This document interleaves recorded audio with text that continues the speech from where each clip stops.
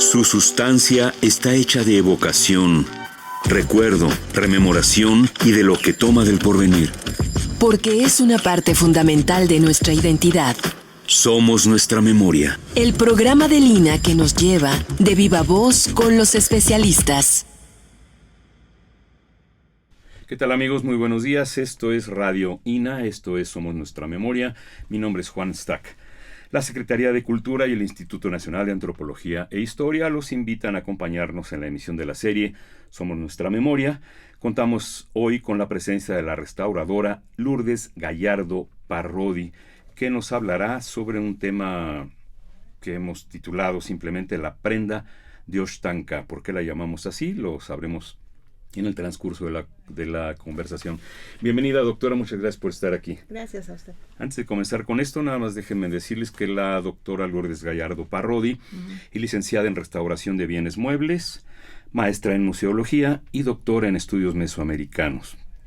Trabaja como restaurador perito del Museo del Templo Mayor y es profesora del posgrado en Museología de la Escuela Nacional de Conservación, Restauración y Museografía, la ENCRIM, del Instituto Nacional de Antropología e Historia, el INA. Sí. Muy bien. Pues, doctora, comencemos a hablar sobre cómo comenzó la historia de esta prenda que hemos llamado simplemente la prenda de Oxtanca. Ya sobre la conversación sabremos de qué se trata esta prenda, si es una prenda, si es qué. ¿Cómo comenzó la historia? ¿Cuál fue el primer acercamiento que usted tuvo con esta experiencia? Bueno, pues yo trabajo en el Museo del Templo Mayor, como usted sabe, y hace unos años me contactó el doctor Emiliano Melgar, que había hecho parte del estudio de las piezas de lo que ahora entendemos que es una prenda ritual, y estas piezas provienen de un sitio maya de Oxtanca. Entonces tendremos dos historias: la historia maya de Oxtanca y la historia de su estudio y conservación, que da como resultado una propuesta en la que sabemos que es una prenda ritual.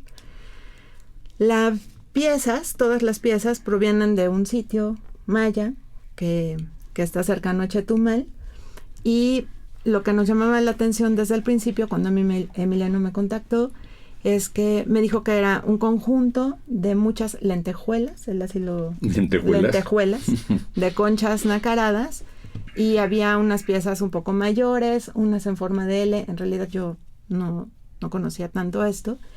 Y después tuve oportunidad de hablar con la directora del proyecto, que es Hortensia Vega, que hizo toda la excavación. Ella nos contó, porque cuando nosotros vimos las piezas, bueno, cuando yo ya las vi en el Museo del Templo Mayor, la excavación y parte del estudio había terminado, nos contó que durante la excavación ella encontró una tumba que había 6 individuos, y asociados a la parte superior, al pecho de una de ellas, había como un tendido de lentejuelas que no era tan fácilmente distinguible por las características de su prospección y el tiempo que ella tenía, y quizás también los medios de registro con los que contaba.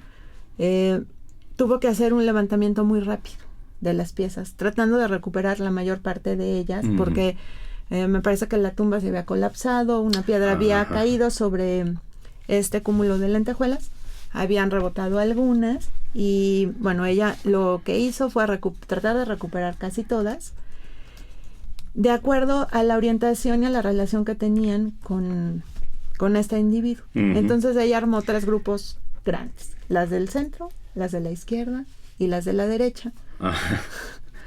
Que parece así como muy simple, pero en realidad sí nos ayudó bastante como para tener alguna idea. Posteriormente hizo este levantamiento, llevó todas las piezas a Chetumal, a donde se hizo el primer estudio. Entonces ahí fue donde el doctor Melgar empezó a observarlas. Él se dedicó a hacer la identificación tipológica de todo el conjunto de las piezas de concha, porque de acuerdo a lo que refiere Hortensia, no solamente tenía este pectoral, había una pequeña mascarita miniatura, claro, desmembrada, pero ella cree que es una mascarita, y un sartal de piedras verdes. En la misma tumba. En la misma tumba y asociados al mismo individuo.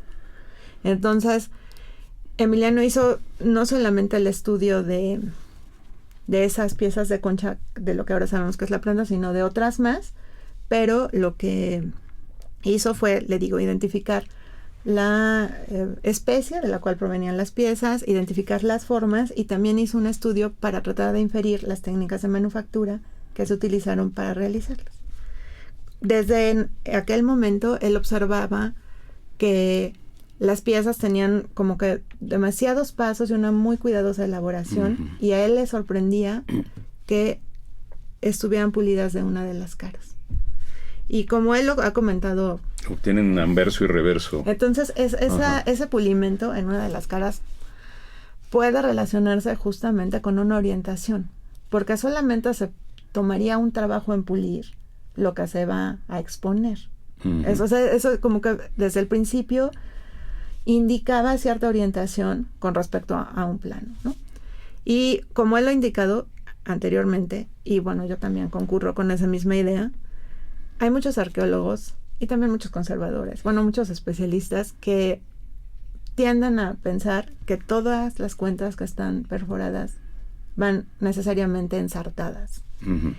Y en este caso nosotros podemos pensar que no necesariamente es así. Muchas efectivamente sí van ensartadas, pero muchas también están perforadas para sujetarse de otra manera a otro soporte. ¿Cómo adivinarlo? ¿O cómo deducirlo? ¿Cómo investigarlo? Eso se deduce primero porque hay una evidencia en prendas arqueológicas que nos enseñan que eso es así. Y bueno, un ejemplo muy claro es la coraza de Tula, por ejemplo. Una serie de prendas que se encontraron en el sitio del occidente de Huitzilapa.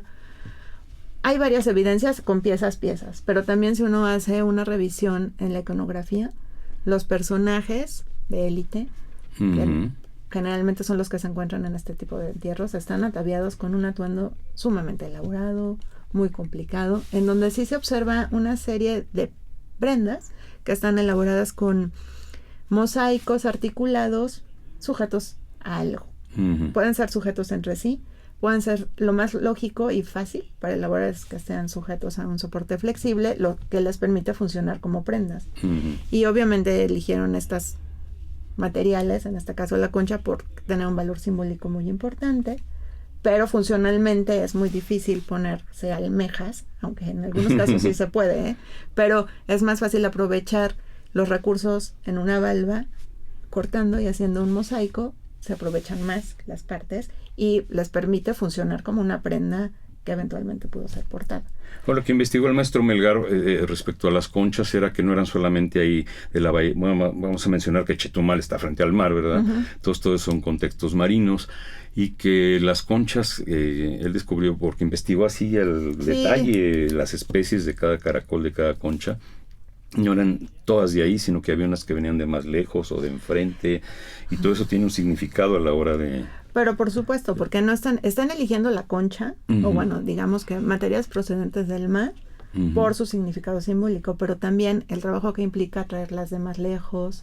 ¿Y por qué? Les confiere otro valor a las piezas. Él identificó, y esto también es el resultado de un proyecto que ya lleva más de 15 años, el proyecto de técnicas de manufactura de los objetos de concha del México prehispánico, que está a cargo del doctor Adrián Velázquez.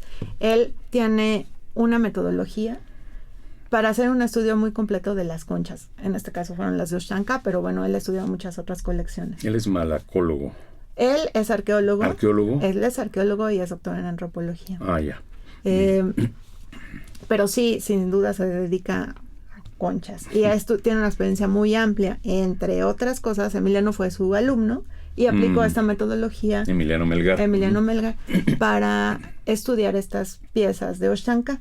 Entonces él lo que identificó es que provenían de unas conchas nacaradas que son provenientes de la bahía, bueno, sí, del litoral de Chetumal, pero también de agua dulce y que se encuentran cerca de la zona, y de dos caracoles, Strombus gigas y Strombus alatus, para formar el remate. Entonces, volviendo a la otra pregunta, cuando llegan las piezas a Templo Mayor, están clasificadas como la arqueóloga las encontró en estos 3 grupos que correspondían a las áreas cercanas al cuerpo del individuo, y ya tenían todo un estudio hecho. A mí Emiliano me dijo casi todas son lentejuelas, porque las describió así. Me encanta eso. Pero funcionalmente son lentejuelas, no es un lentejuelas que es una lente pequeña, o sea, es justamente una pieza circular pequeñita. Lentecillo, lentejuela. Y piensa en las lentejas también, o sea, justamente es eso,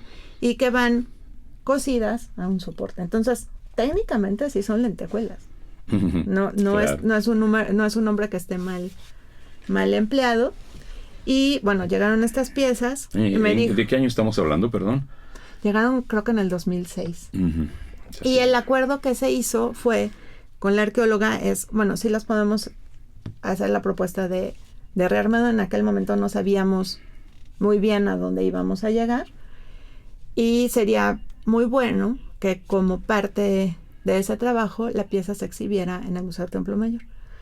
Por avatares del destino, la pieza, sí se conservó en aquel tiempo, se hizo toda la propuesta, pero será hasta este próximo 26 de mayo cuando se pueda observar ya y hace como que su aparición al público por primera vez. Nosotros hemos trabajado este caso, ya lo hemos presentado, los resultados, la pieza no, en algunos otros foros nacionales e internacionales, incluso esa investigación ya está publicada. Y es la primera vez que la prenda se va a exhibir. Muy bien, entonces, ¿cómo empieza esta aventura de, decía yo, adivinar, investigar, saber cuál va antes que otra, cómo iban ensartadas, en qué orden, qué ancho, qué largo, cuáles, de qué colores son primero? ¿Son rosáceas? Son todas nacaradas. Con un tono rosa. El remate inferior, que está hecho de caracoles, son también un poco naranjas rosáceas. Seguramente ustedes podrán subir en sus ligas una fotografía que ya es la fotografía oficial. Sí, la tenemos, sí. Entonces, ahí ustedes la pueden apreciar. Es espectacular, es lo que les quiero decir. Es un conjunto verdaderamente sorprendente porque es muy armónico cromáticamente y muy clara la diferenciación entre el cuerpo de la pieza y el remate. Volviendo a la pregunta que usted me hacía de cómo adivinamos, pues justamente lo que tratamos es de no adivinar. Exacto, así, la adivinación es muy esotérica. Eso para nosotros es muy importante para dejarle claro a todo el público que observa el resultado de nuestro trabajo que a veces es muy fácil hacer los rearmados porque es muy evidente que un fragmento va en cierta parte, pero a veces no es tan fácil como es en este caso.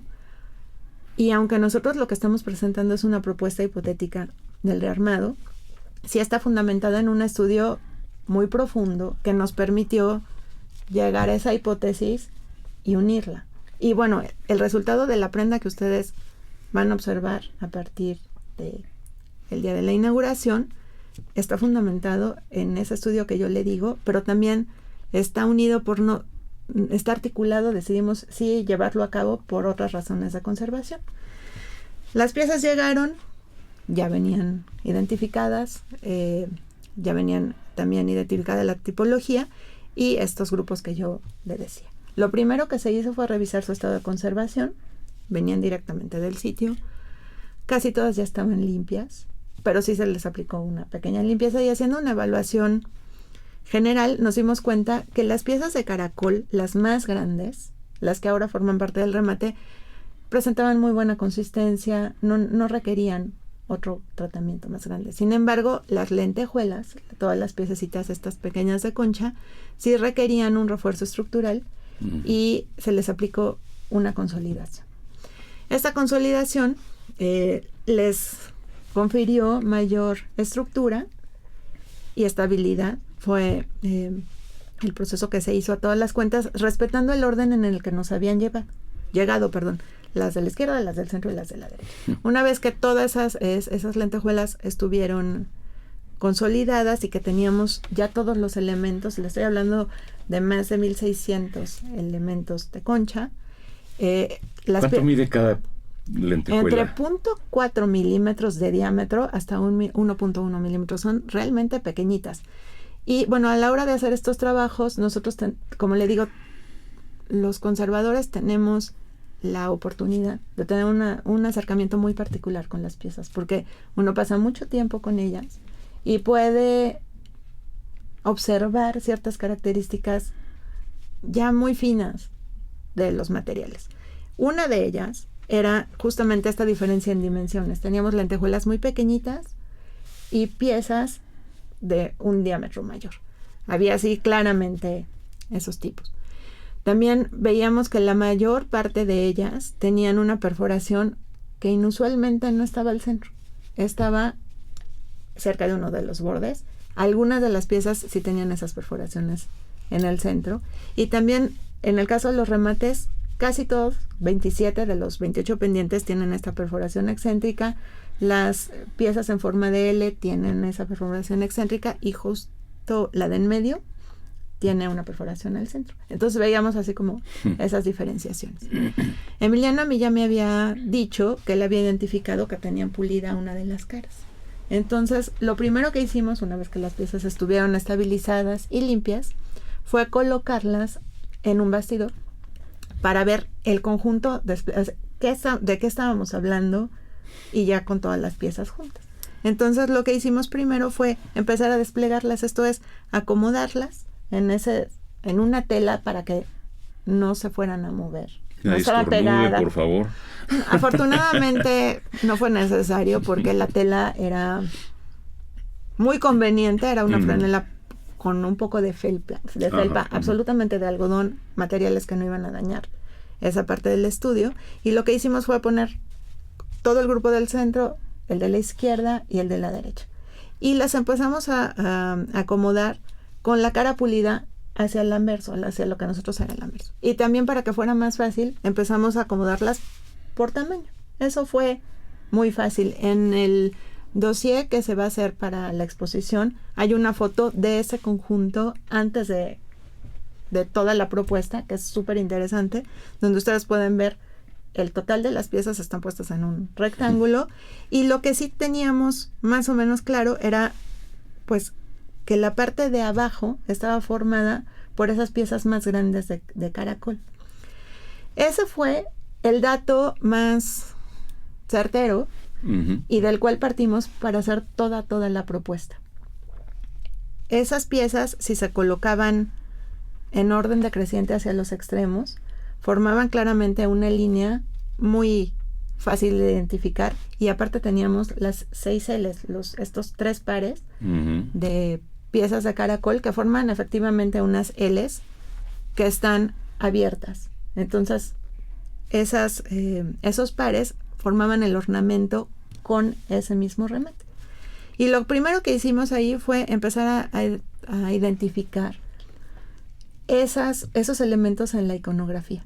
Revisamos estelas e información iconográfica de más de 32 sitios y encontramos que efectivamente los personajes, algunos, portan estas prendas. Bueno, los atuendos mayas son sumamente ricos, sumamente elaborados, muy complicados, y en algunos de ellos sí se podía observar un elemento de la vestimenta que correspondía a la parte superior, al pecho, y que estaba formado por una serie de pequeños fragmentos o mosaicos o elementos que casi siempre se representan como una cuadrícula, y que esos elementos se rematan con unas piezas de mayor tamaño, y en algunos casos encontramos pares de piezas. Entonces eso como que nos fue descubriendo que sí se trataba de un remate. Había una simetría, una izquierda con una derecha eran iguales. Era muy fácil entender esa simetría y esa disposición que sí se observa en las estelas. Incluso en algunos casos se ven como semicírculos concéntricos de estos elementos que forman el cuerpo de una prenda y el remate. Entonces nosotros dijimos, seguramente esto es así, porque el número de piezas, la forma de ellas, pues nos hacía pensar que era muy posible que se trataba de eso. También se revisaron otras piezas similares para tratar de encontrar algo así. Teníamos el conocimiento de una pieza que proviene de Calakmul, que también forma parte de un elemento para el pecho, que tenía estas mismas L's. No las tenía en pares, las tenía separadas, pero también formaban un remate. Entonces ya teníamos también una evidencia arqueológica de algo que pudiera ser así. ¿Las L's van hacia afuera o hacia adentro? Las L's son, imagínense un par de L's. Ay, ¿cómo se lo puedo explicar? Disculpe. ¿No la patita para afuera o para adentro? Van así, sí. así. Van un para aquí, Sí. un para en la izquierda y un para la derecha.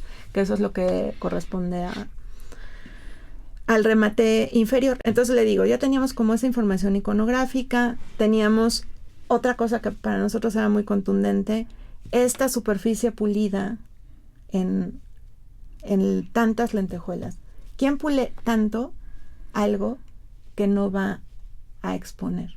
O sea, el tiempo que ellos debieron gastar e invertir, no pensar en gastar, en invertir, en hacer cada una de esas piececitas, hacer unas pequeñas, unas más grandes, y encima pulir las caras, está hablando de una intención. Y para nosotros la intención es exponer justamente esa cara pulida, lo cual le da mucho mejor brillo y lucimiento a las conchas. ¿De ahí se puede deducir si la prenda fue usada, digamos, en el exterior o solamente fue elaborada para una ofrenda funeraria? Eso no lo podemos saber. Ajá. O sea, no podemos nosotros conocer si la prenda incluso fue portada en algún otro ritual. Sabemos que formó parte de un ajuar funerario, eso sí es indudable. No podemos saber por el desgaste de las perforaciones si eventualmente fue portada, eso tampoco lo podemos saber. Y que sea pulida no nos habla de que fue portada en un exterior o solamente fue hecho para la tumba, porque hay evidencia de piezas sumamente elaboradas que solamente fueron colocadas en contextos rituales, pero que no fueron portadas. El pulido habla de un efecto que ellos quisieron lograr para hacer lucir aún más la capa nacarada y exponerla en una superficie. Pero para nosotros el dato importante era que nos hablaba de el sentido de sujeción de las piezas a un soporte. Que en lugar de que fueran ensartadas en un hilo, iban orientadas, igual horizontales sobre algún soporte, e iban cosidas a ella. ¿Sí sabe con qué hilo se cosía? ¿Vegetal? No. No.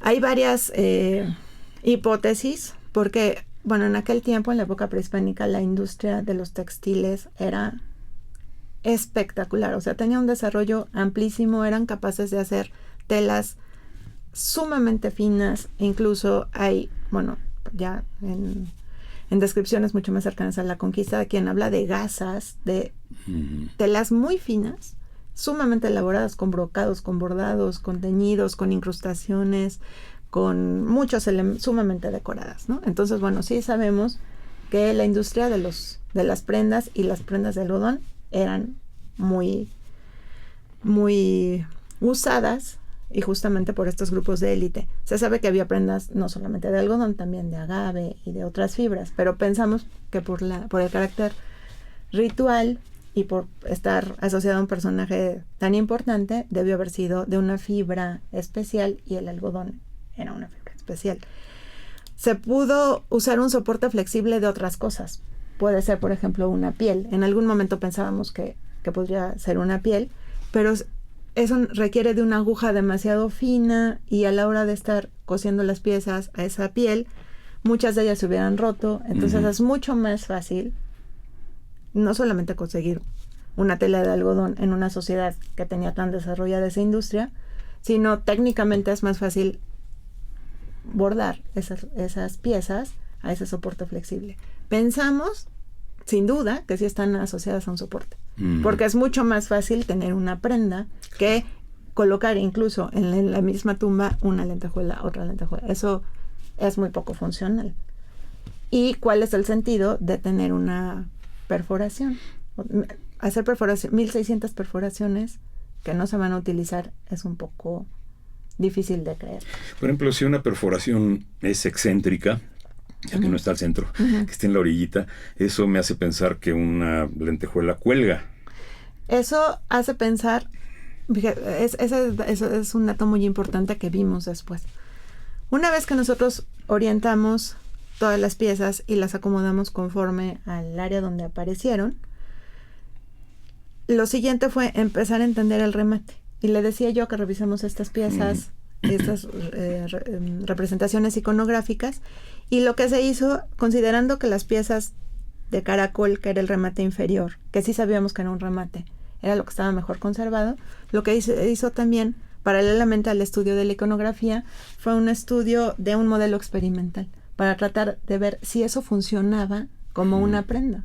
Entonces lo que se hizo fue una plantilla semicircular que correspondía al pecho, a la cual se cosieron provisionalmente los 28 pendientes de caracol. Las L's no, pero los 28 pendientes, porque las L's evidentemente ya eran un remate. Entonces ese remate inferior se cosió y se probó en un modelo que tenía unas dimensiones similares a las de los restos a los cuales este conjunto estaba asociado.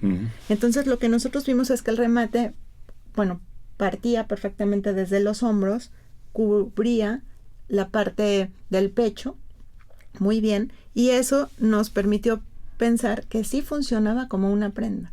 Entonces esa plantilla del modelo experimental es lo que nos sirvió para armar el tendido. ¿No había dudas si podía haber sido capa o pechera? Es muy difícil que hubiera sido capa, porque una capa hubiera requerido de muchos más elementos. En primer lugar, esto solamente forma una franja y estaba asociado al pecho. Y se veía claramente, según lo que nos decía Hortensia, que estaba en la parte superior del esqueleto. Algunas lentejuelas se podían ver así. Si hubiera sido una pechera, hubiera estado justamente descubierta al momento de levantar los huesos, y se hubieran movido menos las piezas, porque obviamente hubiera quedado atrás. Vuelvo a lo del contexto marino y quisiera que me platicara sobre esto, sobre la simulación de la piel de la chihuahua, que es este pez plateado que hay precisamente en la bahía de Chetumal. Bueno, ese ya es uno de los resultados finales a los que llegamos con nuestra propuesta. ¿Ya me adelanté mucho? Se adelantó muchísimo, pero bueno, está bien. Estas piezas, y me voy a permitir regresarme un poquito más para después llegar a la respuesta que usted me está preguntando. Muy bien. Una vez que nosotros teníamos ese semicírculo, pensamos, la conservación de la materia ya está hecha. Las piezas ya estaban estables, estaban limpias, pero pensamos que era muy necesario unirlas. Mantener el conjunto unido también es una forma de conservarlo, de conservar la materialidad, porque no queríamos que se perdieran unas o se guardaran en unas cajas, se traslaparan, y ya que estaban bien, pues valdría la pena hacer esta propuesta. Pero una pregunta muy elemental, ¿la concha es considerada orgánica o inorgánica? La concha es un material bifásico. Entonces tiene una parte, es igual que los huesos. Tienen un componente inorgánico que está formado por un mineral, que es carbonato de calcio, que se orienta en diferentes formas de cristales, principalmente calcita y aragonita, pero eso está impregnado de una proteína que se llama conquiolina. La conquiolina forma más o menos el 25% del completo de la composición de las conchas, pero les confiere brillo, dureza, color. Entonces, bueno, como es un exoesqueleto de un animal, producto de un animal, pues justamente tiene esta materia compuesta de orgánico y inorgánico. Mi pregunta iba por el lado de la conservación de este tipo de materiales, que no es lo mismo algo que es totalmente orgánico, como los textiles u otros materiales, que hay que ponerles hasta insecticida o no sé, antibactericidas, fungicidas, todocidas, y este material ¿de qué manera se conserva? Por supuesto es un material mucho más resistente que el material puramente orgánico, pero sí tiene un componente orgánico muy importante, que le da gran parte de sus características. El componente inorgánico le confiere dureza, mucho más resistencia. Y aquí lo que a mí me gustaría puntualizar es que solo tenemos la parte más dura y resistente de la prenda, pero el soporte, que es parte fundamental de la prenda, es lo que se perdió, y eso sin duda sí fue de un material orgánico que se perdió en el contexto de enterramiento. Eso sí no lo tenemos. Pero no es una prenda bordada con conchas, pero es una prenda que tenía otros elementos, no solo las conchas. La parte visible seguramente fue la concha. Puede ser algodón, isote, piel no. Nosotros no creemos que piel, porque técnicamente hubiera sido muy difícil estar bordando esas lentejuelas sin romperlas, son muy frágiles, son delgadísimas, y aunque están consolidadas, en ese proceso de coserlas en una piel se hubieran roto muchísimas, y el trabajo para hacerlas no es fácil. Y hasta pregunta uno ya como lego, ¿cuántas personas en cuánto tiempo se pusieron a pulir 1,600 piezas? Bueno, esa pregunta no solo la hacen los legos, también la tienen los especialistas, y justamente es una de las preguntas como recurrentes que uno se hace cuando observa esta pieza. No podemos saber cuántas, la verdad, pero lo que sí podemos saber es que como la alta estandarización, la calidad de las piezas terminadas, hablan como de una industria muy bien establecida para elaborar estas prendas que no solamente demuestran un alto conocimiento en la tecnología y manufactura de piezas de concha, sino ya en el diseño de una prenda que tenía un soporte, que tenía una función, que tendría que tener una cierta apariencia y que también tendría, en el mejor de los casos, permitir la funcionalidad, que la persona efectivamente pudiera caminar, que no fuera tan pesada, claro, que se pudiera mover y que aparte pudiera interactuar con otras partes del atuendo, porque definitivamente esta persona no solamente usó este pectoral. Volviendo a la otra pregunta, para entender un poco cómo fue el camino, una vez que teníamos eso, empezamos a colocar las piezas, las lentejuelas, en hileras concéntricas que iban de la parte del remate, que era la parte más cierta que teníamos, hacia el área que correspondería al cuello. Y justamente en esa parte lo hicimos con estos semicírculos concéntricos, siguiendo un poco el orden, porque no queríamos inventar de más. A la hora que nosotros hicimos ese desplegado en el molde semicircular, nos dimos cuenta que justamente en la parte que correspondería a la curva más pronunciada de los hombros, las lentejuelas se desordenaban muchísimo. En cambio, si se imbricaban, si se ponían traslapadas un poco, esta curva era mucho más fácil de lograr. Y eso explicaba el porqué de la perforación excéntrica. Entonces, una vez que ya nosotros teníamos eso, que entendimos que efectivamente tenía un soporte auxiliar, que las lentejuelas estaban imbricadas, que la forma y la dimensión estaban sugiriendo círculos concéntricos, los más amplios hacia la parte más extendida de la prenda y los más pequeños al área correspondiente al cuello, y que se parecían muchísimo a lo que nosotros observamos en la iconografía y que era muy conveniente mantener el conjunto unido, decidimos unirlas definitivamente a un soporte auxiliar. Entonces lo que se hizo fue pasar ese conjunto a una tela de algodón, todos los elementos se fueron cosiendo con un hilo a esa tela tensa que estaba en el bastidor, siguiendo esos alineamientos. El resultado final nos indicó 19 hileras, pero 19 hileras nosotros estamos conscientes que es una arbitrariedad, porque es lo que dio ahí, no fue necesariamente lo que fue. Nosotros no podemos aseverar que nuestro resultado es idéntico a lo que los mayas del clásico colocaron en ese personaje.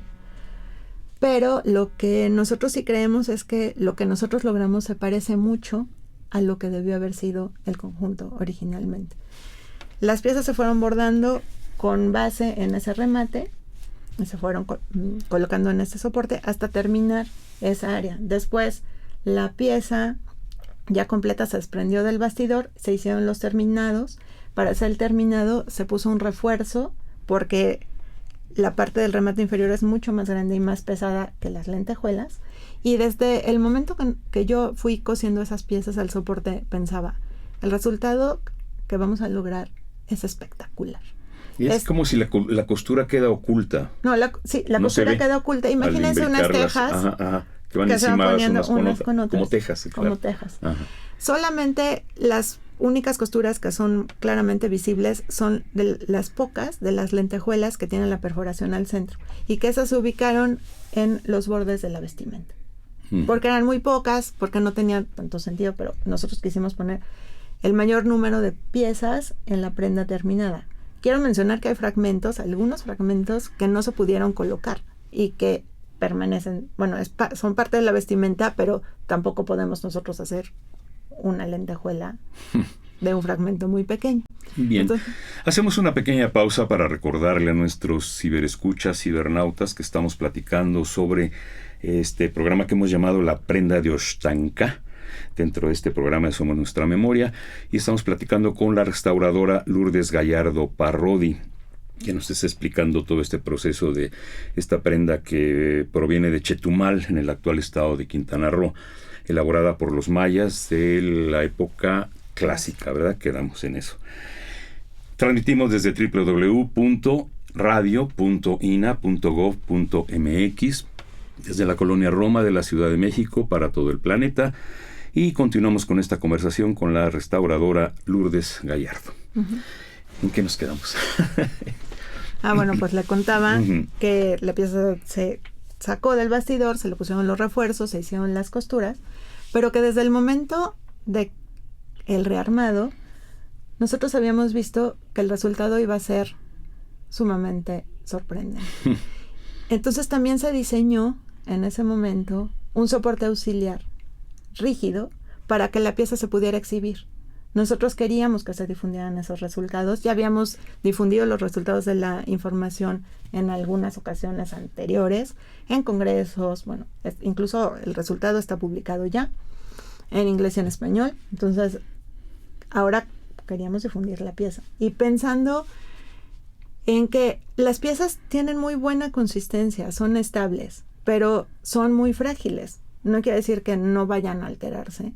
Se diseñó este soporte auxiliar que sostiene la prenda con la forma de un pecho y que permite su exhibición, su transporte, incluso su embalaje, incluso su almacenamiento. ¿Con un maniquí, algo no así? No es un maniquí, no quisimos hacer un maniquí, se trata de un soporte de policarbonato que se realizó en el Museo del Templo Mayor. El policarbonato es un material sumamente estable, un gran material, muy adecuado para la conservación de las piezas, y le da un soporte rígido que evoca un poco la forma del pecho sin necesidad de que haya un maniquí, y permitirá su exhibición, y también permite que la pieza sea manipulada sin tocarla, porque uno solamente toca el soporte. Claro. Entonces eso, por supuesto, que facilita su conservación. Una de las cosas que nosotros pensamos siempre es que, y estamos conscientes, es que esto es una propuesta hipotética. Como le repito, creo que es muy cercana a lo que debió haber sido la pieza original, pero tampoco podemos decir que solamente fue así. Por ello, todos los materiales y todos los tratamientos que nosotros aplicamos son reversibles, son sujeciones mecánicas, se pueden... Me refiero a los tratamientos del rearmado. Son sujeciones mecánicas que son susceptibles de eliminarse si se encuentra una mejor propuesta. Y todos los materiales que nosotros elegimos para la propuesta de rearmado son compatibles con la concha, son inertes, permiten una buena interacción con las piezas arqueológicas sin tener algún daño en ellas. Entonces, son aspectos que nosotros hemos cuidado y que también son el resultado del trabajo que nosotros hemos podido hacer con otras piezas de concha que hemos podido trabajar. Entonces, ahora nosotros pensamos que la prenda que ustedes verán no solamente es el resultado de un estudio muy preciso de este conjunto, sino que capitaliza una serie de experiencias que nosotros hemos podido acumular con el trabajo de otras prendas de concha, de otras prendas rituales, que ya nos permiten un acercamiento no quiero decir muy completo, pero más completo del que se hubiera hecho antes. Nosotros podemos pensar en un momento para conservar la materialidad, pero también podemos conservar otros aspectos que son la funcionalidad a partir de modelos experimentales, incluso hacer otro tipo de registros que antes no se hacían, para observar las características de estos conjuntos como prendas y ver esas cualidades que sin duda quienes las elaboraron buscaron, que tienen que ver con la apariencia, pero tienen que ver como con aspectos sensoriales de las prendas, que se mantienen como muy constantes desde la antigüedad hasta nuestros días, en las culturas prehispánicas, pero en las culturas del mundo e incluso en la actualidad. Uno busca ciertos efectos en las prendas, en las rituales, con más claridad, pero ellos buscaban un impacto que sin duda lograron con el brillo, con los materiales, con la elección del diseño, con el simbolismo que ellos le atribuyeron, pero también con el movimiento, con el aspecto iridiscente de las conchas, que no sabemos, como yo le decía, si alguien la aportó, pero simplemente cuando usted mueve la pieza para colocarla en el contexto funerario, que eso sí ocurrió, eso sin duda sí ocurrió, el efecto es extraordinario, porque todas aquellas lentejuelas brillan, se mueven, al ser un mosaico independiente, pero imbricado. Por supuesto, se parece a lo que usted mencionaba, a las escamas de este pez que es apreciado en esa región, que es un pez plateado, que tiene unas escamas imbricadas, que nos hacen pensar claramente en ese movimiento, en ese aspecto general que tiene la parte superior de esta prenda. A nosotros nos dijeron, bueno, ¿por qué la prenda ritual? Bueno, es una prenda ritual, eso sí sabemos, sin duda. Pectoral no es el nombre que a nosotros nos gustó, porque pectoral también se refiere a una joya, por ejemplo, estos ejecacoxcatl, estos caracoles cortados que portan algunas deidades y que también se han encontrado en las ofrendas, son unos pendientes que son un pectoral. Podemos pensar que es una pechera, no sabemos cuál es la forma de sujeción en la parte de la espalda, por el número de cuentas que se encontraron en el sitio que se recuperaron, que cubren la parte frontal del pecho de un individuo. ¿Masculino o femenino? Masculino. Masculino. Claramente masculino. Y aparte, cuando la prenda se porta en un individuo masculino, adquiere una vida increíble. Es muy diferente verla puesta directamente, no sé, en una mesa, cuando es portada, porque obviamente ese mosaico articulado de piezas tan pequeñitas pesa, se mueve, se adhiere muy bien a la superficie, y esos aspectos nosotros ya los habíamos observado con la coraza de Tula, porque nosotros tuvimos la oportunidad con la pieza arqueológica y después con la réplica de probar esa prenda en un modelo viviente, porque nosotros queríamos por lo menos tener ese claro. Así, y justamente lo que es muy notable es esa cualidad de las prendas importantes. Incluso la actitud del individuo que la porta cambia, porque uno tiene que pararse en otra posición. Es muy impresionante, y no estoy hablando de cualidades mágicas, no, es una respuesta muy clara a los materiales y a la forma de un conjunto. Es como andar con tacones y sin tacones. Con tacones se camina diferente. Pues sí, porque uno tiene que mover el centro de gravedad a otra parte, pararse de otra manera. Y pues sí, obviamente esas modificaciones de las prendas modifican a las... Traen una casulla, una capa. No, y aparte cualquier persona puede sentirse claramente identificada con su ropa informal y con su traje de novia.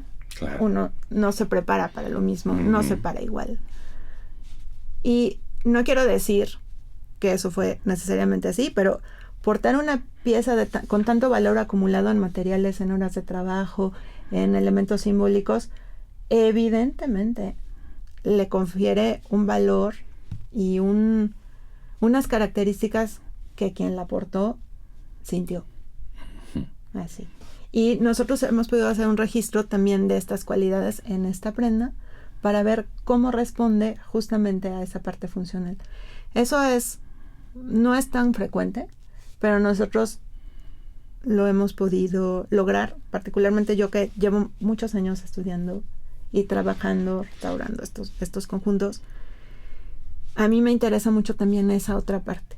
A veces las piezas arqueológicas la limitan porque el estado de conservación no es el mejor para poder recuperar esos aspectos, pero hay muchas otras maneras de recuperarlos a partir de modelos experimentales, y uno puede conocer el movimiento, el brillo, el sonido incluso de esas prendas, que sí fueron aspectos sumamente valiosos en la época prehispánica y que a veces están un poco soslayados porque el material arqueológico no lo permite. Y porque si solo pensamos que se recuperan collares, pues no se puede lograr algo así. Pero bueno, la evidencia en las fuentes iconográficas, en la observación de estos elementos formales y funcionales del conjunto, pues nos permitieron llegar a este resultado para que la gente que lo vea le quede claro que si bien es una propuesta hipotética, sí tiene un fundamento y no son ocurrencias o inventos o que las cosas se hacen porque a mí me gustó. Adivinar, como yo dije al principio. No son adivinanzas. Afortunadamente, el trabajo de muchas personas que están en el instituto nos ha permitido conectar resultados, capitalizar esfuerzos y poder proponer este tipo de rearmados que mejoran la conservación, que permiten un conocimiento diferente, mucho más amplio de aquellas sociedades. Y bueno, hay ahora, no sé, yo cuando empecé a estudiar las prendas, no había tanta bibliografía, pero ahora todo esto de la moda, de las prendas, del aspecto social de la vestimenta, está de moda, la moda está de moda ahora, pero como un estudio sociológico, y eso también se explica porque muchas de ellas estaban hechas con materiales orgánicos que se perdieron, entonces como no se recuperaban, pues no había cómo estudiarlos, pero ahora hay muchas maneras de estudiarlos a pesar de esa ausencia material, y una de estas es, bueno, se puede ver claramente con esto. ¿Cuántas personas de qué disciplinas trabajaron durante cuánto tiempo para esta prenda, la restauración, reconstrucción de esta prenda de Oxtanca? Mire, sin duda, bueno, primero la arqueóloga Hortensia Vega, que es la directora del proyecto.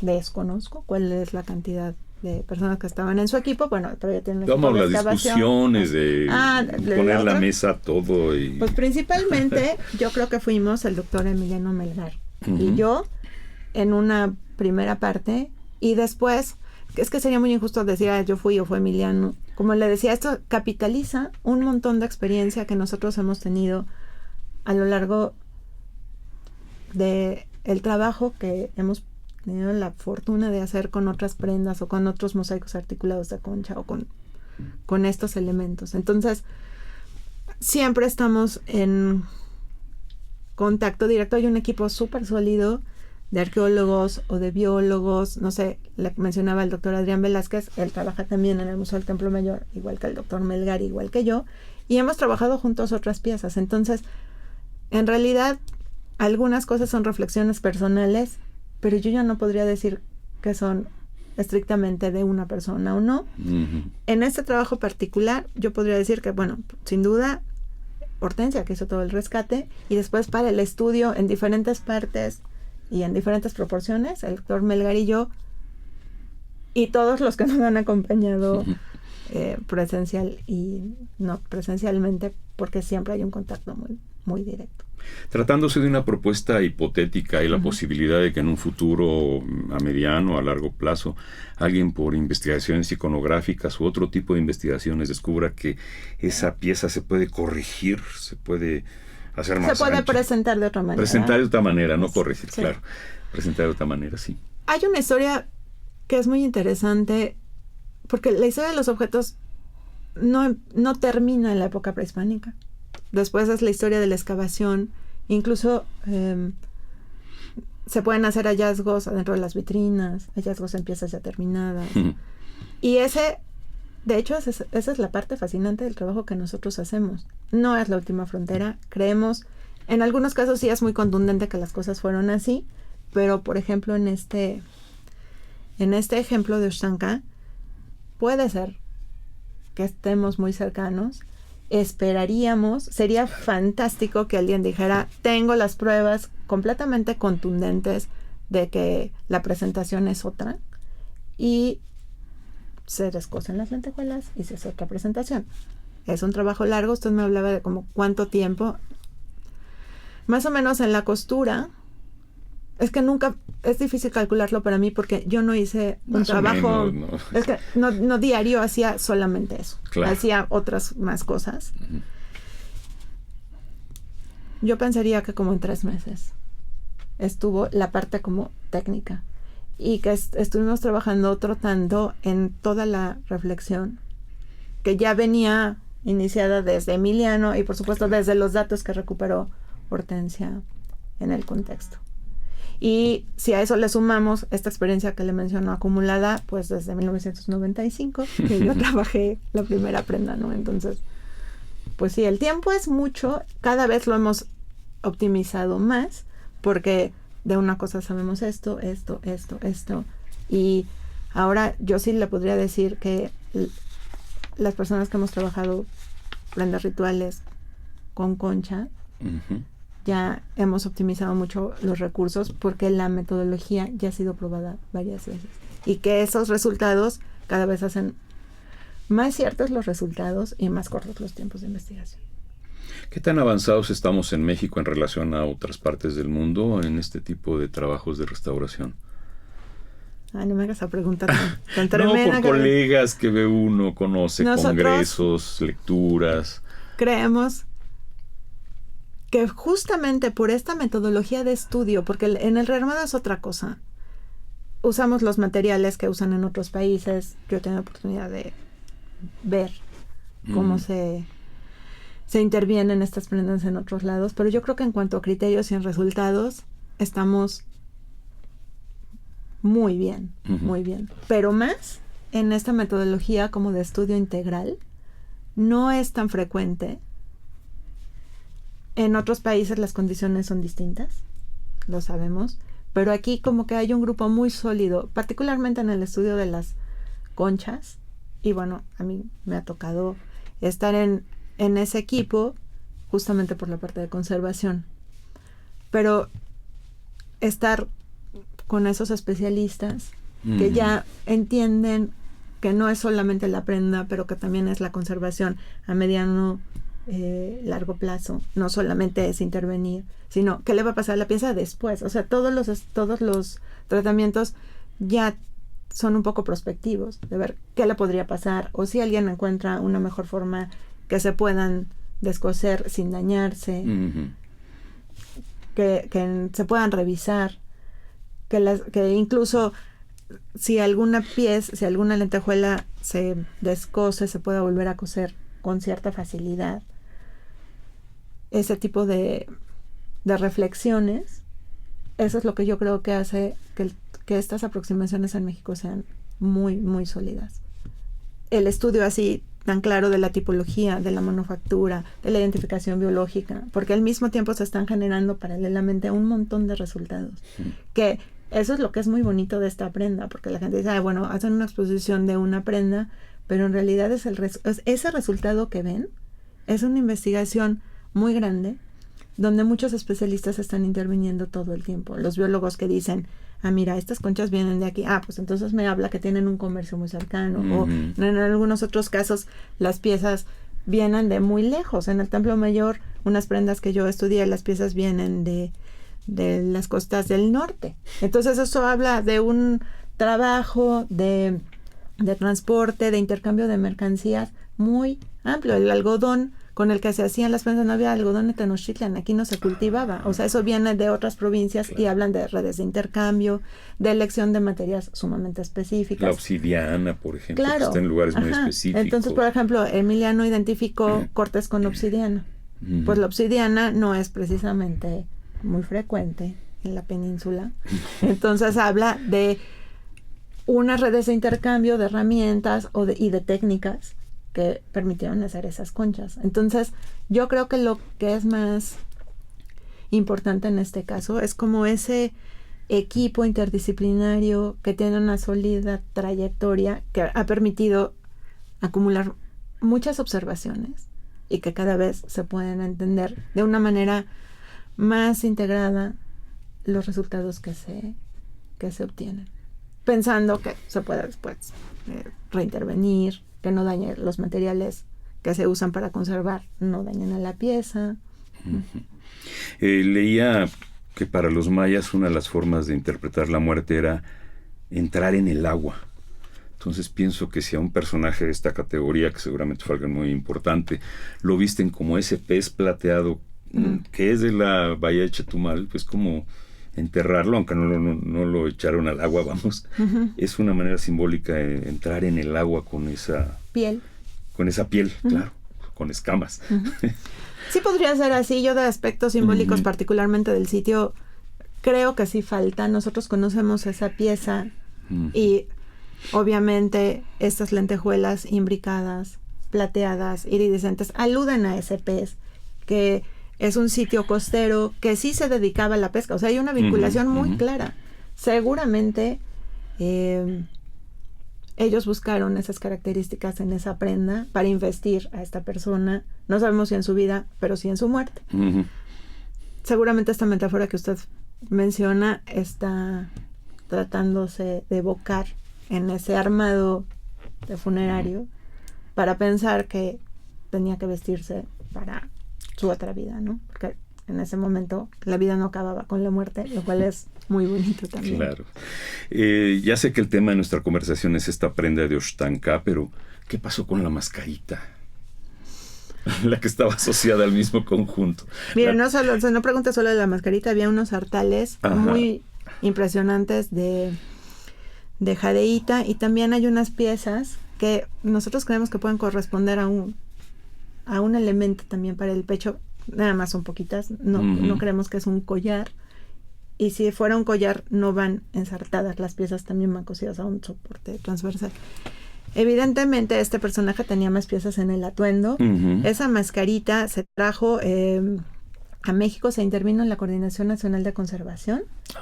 Esa se trabajó ahí, y un restaurador hizo una propuesta de rearmado. Esa mascarita aparece también en la iconografía. Cuando hicimos esta revisión vimos bastantes, algunas se usaban como cinturón y algunas se usaban como pectoral. Entonces seguramente es parte de estos atavíos de este personaje, y la pieza ya se intervino y la tiene, me parece que la arqueóloga Vega. ¿Le están trabajando ahorita? No, la pieza ya está. La terminaron. La terminaron de trabajar. Es una pequeña mascarita miniatura. No sé si ustedes recuerdan, en el Museo de Antropología hay varias, en la exposición esta de máscaras que hubo también. Son unas pequeñas piezas que se usan a veces como remates de otros elementos del atuendo. Muy bien. Yo no la he visto. Es decir, sí visitamos al restaurador en el proceso de rearmado, pero ya el resultado final yo no lo vi, pero sin duda quedó muy bien. Así, muy rápidamente, ¿en qué otras prendas de este tipo, parecidas o semejantes, ha intervenido anteriormente en estos últimos 21 años? 26 no, 21 años. 21, perdón. Que llevo trabajando en el instituto. Pues mire, la primera pieza que yo trabajé cuando empecé a formar parte del instituto fue la coraza de Tula, que es una pieza muy famosa, muy extraordinaria. Esa la trabajé en 1995, no solamente yo, en un equipo de conservación, también estaba la maestra Dulce Grimaldi y el restaurador José Vázquez. Entre los tres trabajamos eso, y ya el rearmado lo hicimos Dulce Grimaldi y yo. Hicimos esa pieza, pero me ha tocado trabajar, no sé, en el tocado ceremonial del Huixle, que es un sitio de Jalisco, que se trata de un elemento correspondiente a la cabeza formado de muchos caracoles pequeñitos, también más de 1000, formando esa prenda. También hicimos la réplica de la coraza, que en algún momento estuvo expuesta en el Museo Nacional de Antropología. Me tocó trabajar prendas de Huitzilapa, y recientemente 5 conjuntos de concha de Templo Mayor con prendas de vestir asociadas a, no de vestir humanas, porque hay una que está asociada a un felino, con conchas asociadas a Tlaloc, ofrendas a Tlaloc. Entonces sí hay ya como una trayectoria, y bueno, por supuesto esta prenda de Oshtanka. Para la gente que nos escucha, que nos ve aquí por esta pequeña cámara, ¿qué se le puede recomendar para empaparse más de este tema, para investigar otras ligas, Bueno, primero que vayan a partir del 26 Museo del Templo al Mayor. Museo del Templo Mayor, donde se va a exhibir esta pieza. Todavía no tenemos precisado exactamente qué días, pero en julio va a haber un ciclo de conferencias, 2, tengo entendido, donde van a poder escuchar justamente a la arqueóloga Hortensia, al doctor Melgar. Hortensia Vega. Vega, sí. Al doctor Emiliano Melgar y a mí, que vamos a hablar justamente de todo este trabajo. Ellos abundarán sin duda en su área de especialidad y van a poder, estamos planeando unas conferencias que exhiban también todo el proceso que tenemos documentado. Eso que yo le describí, que es un poco complejo de imaginarse en el radio, Sí, lo van ¿verdad? a poder ver Muy bien en escrito. julio e ilustrado, porque nosotros Claro. documentamos toda esa secuencia. Todo el proceso. Ujú. Entonces, bueno, van a ver este ciclo de conferencias. Yo les puedo... usted me enseñó un texto que está publicado en inglés. En inglés, sí. Y yo puedo mandarles otro que está En español. en español para Ujú. que ustedes suban esa liga. Tenemos la foto oficial también. La foto oficial. La foto oficial. Va a haber más fotos oficiales, pero Bueno, así yo le les digo invito yo, a que vayan. Que hay una que tomó Emiliano Melgar en el sitio, por ejemplo. Ujú. Es que yo nunca fui al Creo sitio. que es en blanco y negro. Ajá, yo nunca fui al sitio. Entonces, también tiene ventajas y desventajas no ir al sitio. Ujú. Porque primero, bueno, nunca la vi, que hubiera sido fantástico verla, pero esto creo que se hizo en el 2000. Yo en el 2000 estaban haciendo otras cosas. Y por otro lado, no verla también permite otro acercamiento. Yo creo que todo tiene ventajas y lo principal es hacer como un estudio serio, bien fundamentado e interdisciplinario. Muy bien. Pues con esto concluimos. Muchas gracias, doctora Lourdes Gallardo Parrodi, por esta conversación. Tenemos la cita en el Museo del Templo Mayor. ¿Qué fecha de mayo? 26. Jueves 26 de mayo, Museo del Templo Mayor. Y a partir de ahí estará en exhibición permanente. No, ¿cómo cree? Esta pieza, nada más les cuento, esta ¿Temporal? pieza no es de nuestra colección. Se expone temporalmente en Templo Mayor como una primicia, porque nosotros la estudiamos ahí, pero no forma parte de la colección de Templo Mayor. Sí, porque no es del Templo no, Mayor. No es de la nuestro zona sitio maya. arqueológico. Ujú. No. Esto también es muy lindo porque es como un resultado del trabajo interinstitucional Claro. que se hace dentro del instituto, donde nosotros podemos aportar como ese conocimiento acumulado que yo le decía para el estudio de unas piezas arqueológicas, pero que no son no es permanente. Quisiéramos que fuera permanente, pero no es conveniente que sea permanente. Pues muchas gracias Hasta y luego. hasta pronto. Gracias. De esta manera, un servidor, Juan Stack, a nombre de Radio INA, damos por terminada esta emisión que fue posible gracias a la generosa participación de nuestra invitada, la restauradora Lourdes Gallardo Parrodi, que nos habló sobre esta prenda de Oxtanca. Gracias a nuestros escuchas por su atención. Les sugerimos consultar más de nuestra programación a través de www.radio.ina.gov.mx. En la realización, la Dirección de Medios de Comunicación a través de la Subdirección de Radio INA con Gabriela Marentes. Producción, Eva Nivaldo Morales. Controles técnicos, Joel Cuautle. Gracias, hasta la próxima.